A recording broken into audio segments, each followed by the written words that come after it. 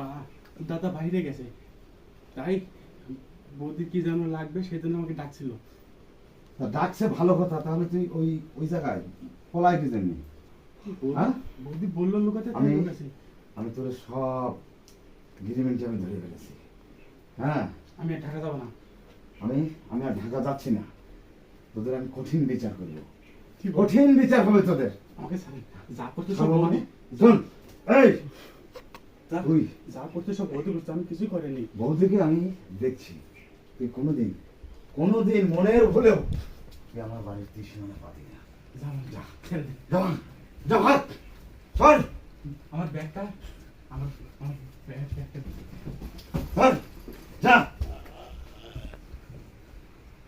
আর তুমি, ছি ছি ছি ছি, আমি ভাবতেও পারিনি তুমি একটা এত জঘন্য কাজ করবে। আমার ভাবতেও ঘৃণা লাগছে। আরে কি নেই আমার, কি নেই আমার, কিসের অভাব? তার জন্য তুমি একটা বাইরের ছেলেকে তুমি আমার ঘরে নিয়ে এসে জায়গা করে দিয়েছো। ছি ছি ছি ছি ছি।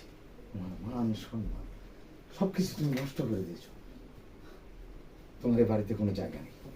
যাও, তুমি আমার চোখের সামনে থেকে বেরিয়ে যাও। আমি আর তোমার মুখ দেখতে চাই না। সরি, ভুল হয়ে গেছে আমার, মাফ করে দাও মাকে, মাফ করে দাও মাই। ডিরেক্টর।